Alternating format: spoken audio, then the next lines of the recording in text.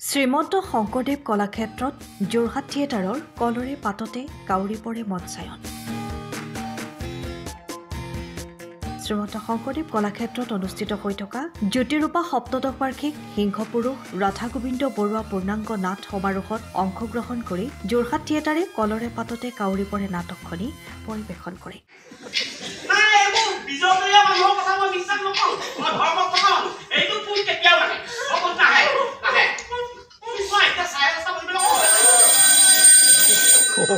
খগেন মহন্তৰ কালজয়ী গীত কলৰে পাততে কাউৰী পৰেৰ আধাৰত প্ৰশান্ত কটকীয়ে ৰচনা কৰা নাটকখন পৰিচালনা কৰে পবিত্ৰ বৰুৱাই। নাটকখনৰ অভিনেতা অভিনেত্ৰীসকলৰ সুন্দৰ অভিনয়ে উপস্থিত সকলোৰে মন জয় কৰে।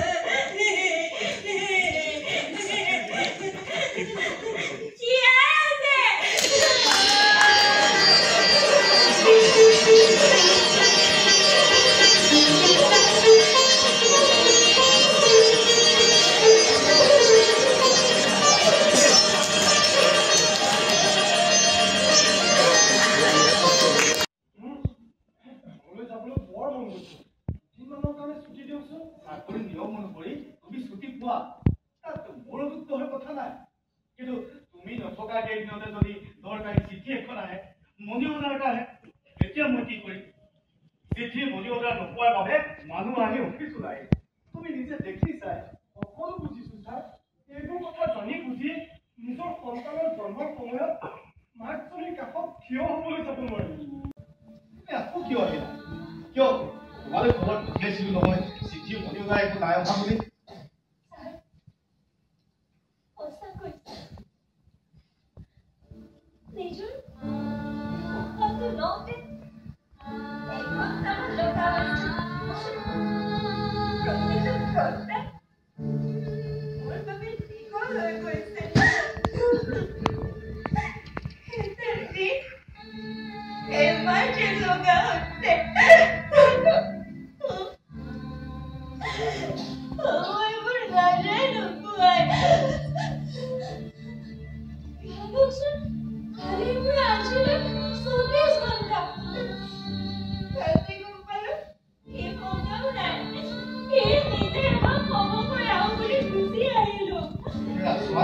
তুমি ধৈৰ্য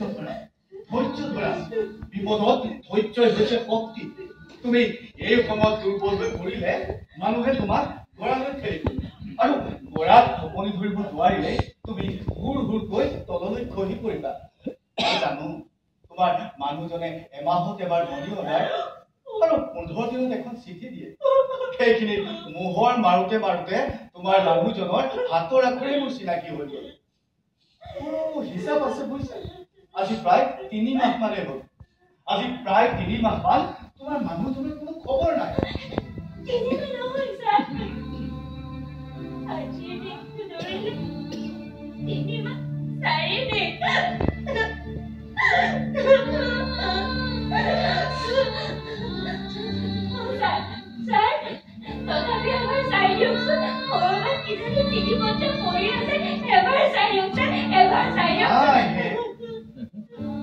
শনিবাৰে গৈছে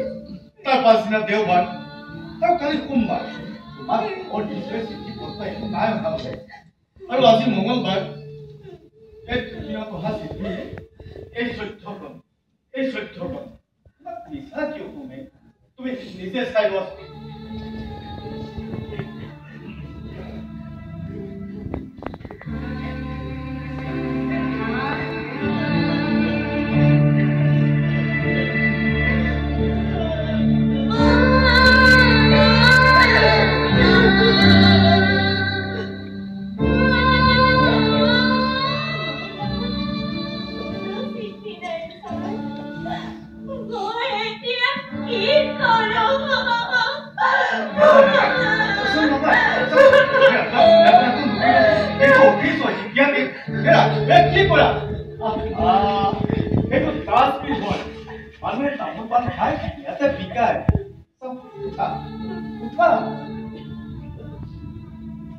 নীলা কাগজ দেখিলে চিঠি নহয়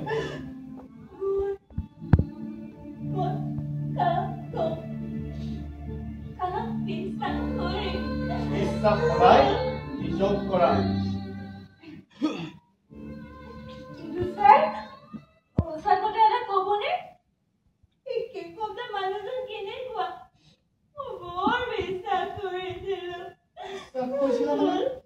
এতিয়া নকৰা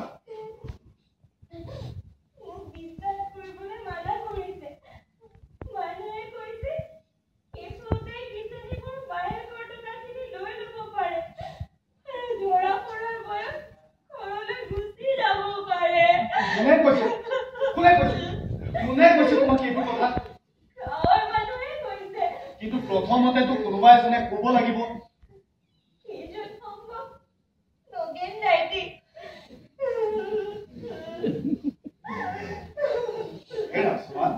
তোমালৈ কিবা চিঠি পত্ৰ টকা পইচা আহিলে প্ৰথমে বয়ে গম পাম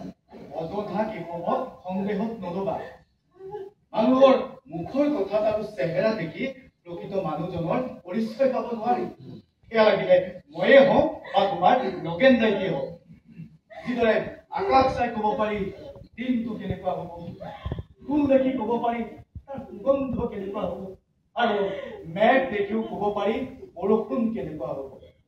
কিন্তু মানুহ দেখি ক'ব নোৱাৰা তেওঁৰ মনটো কেনেকুৱা হ'ব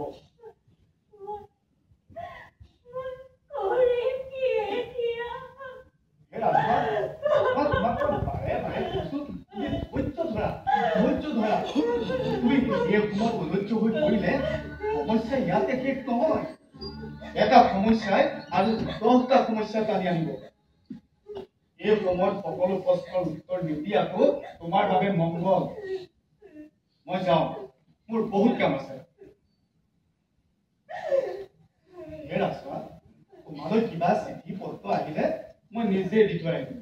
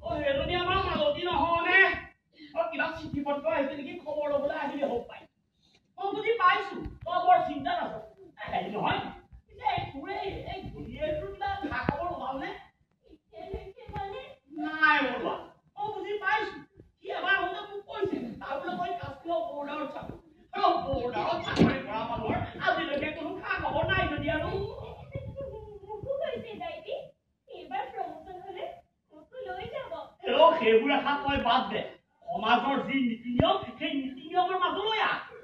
আপুনি কি ক'ব খুজিছে খোলাকৈ কওক মই বহুত চিন্তাত আছো বেছি সময় ৰ'বলৈ দেহাই হ'লেও মনে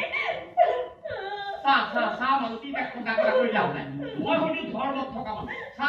তহঁতি আমাৰ সমাজৰ নীতি নিয়মৰ বাহিৰত দিয়া হৈছে তাৰপিছত কৰবাৰ মন্দিৰ এটাত বিয়া হৈ আহিছে সেয়াও ৰাইজে মানি ল'লে এতিয়া পূৰ্বাত এই ধৰণৰ কাপোৰ কপালত সেই ফুট ল'বলৈ মোৰ হাতত দেখোন আচল উত্তৰটোৱেই নাই তোৰ মানুহটোৱেই নাই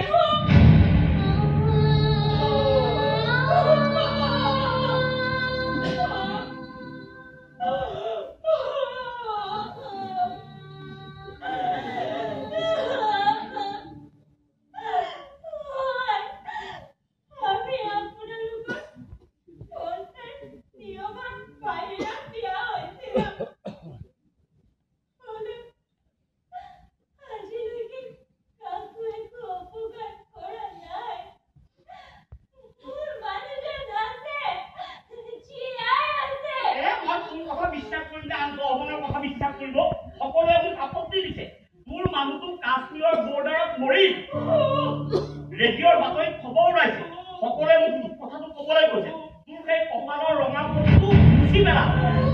নহ'লে তোৰ উদ্ধাৰৰ বাবে এইটো অঞ্চলৰ এজনো মানুহ তোৰ ওচৰলৈ নাহে এইটো অঞ্চলৰ 108 ঘৰ মানুহৰ মাজত তই অকলশৰীয়া হ'বি মই তোক ক'ব লগা কথাটো ক'লো এয়া মোৰ কথা নহয় ৰাইজৰ কথা কি কৰ তই নিজে ভাবি গুণি কৰিবি মই আহিম মই ধৰ্মত থকা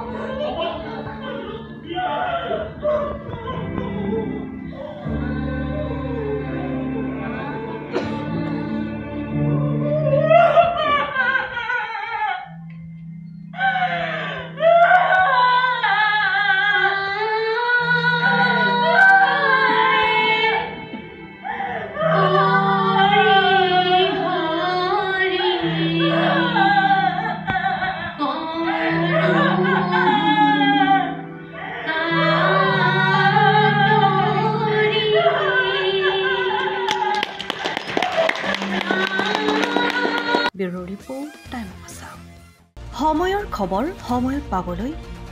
ফলো কৰক টাইম অফ আছাম।